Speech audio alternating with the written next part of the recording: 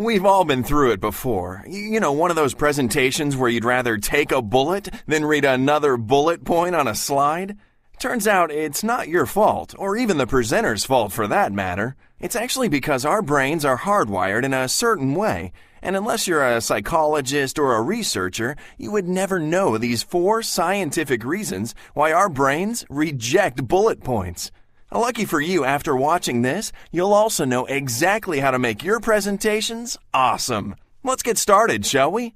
Problem number 1, the redundancy effect. Turns out our brain isn't able to process the same information efficiently when you see and hear the same thing at the same time. It's too much info at once. It's like that episode of The Simpsons where the doctor explains how Mr. Burns isn't sick because there are so many diseases trying to get through all at once. Oh, poor Mr. Burns. Problem number 2, the picture superiority effect. That's PSI for short. No, not this PSI.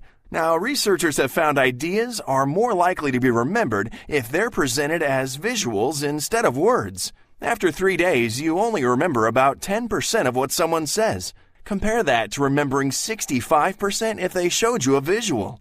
That's 6.5 times more memory with a visual. Problem number 3, people read faster than they hear. Now, people can read about 275 words a minute versus being able to hear only 150 words a minute. This means people will read your bullet points before you can say them, and then they'll stop listening. Want to turn your audience into a bunch of zombies? Use bullet points. Problem number 4, working memory limits. Recent studies show that people only have a memory capacity of about 4 chunks of information at a time. Each and every bullet point is an extra step on a ladder you're forcing your audience to climb. So stop it. So in conclusion, Mr. Burns, PSI, zombie, ladder? Well, not quite.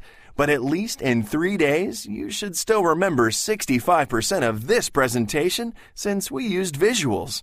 Yeah, you see what we did there? So how do you make better presentations? Well, there are 2 simple rules that solve all of the 4 problems. Rule number 1, use less text.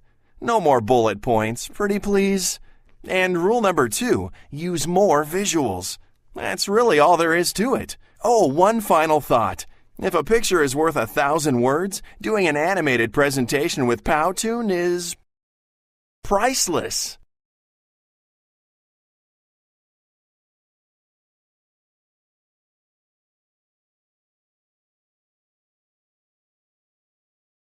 Created using PowerPoint.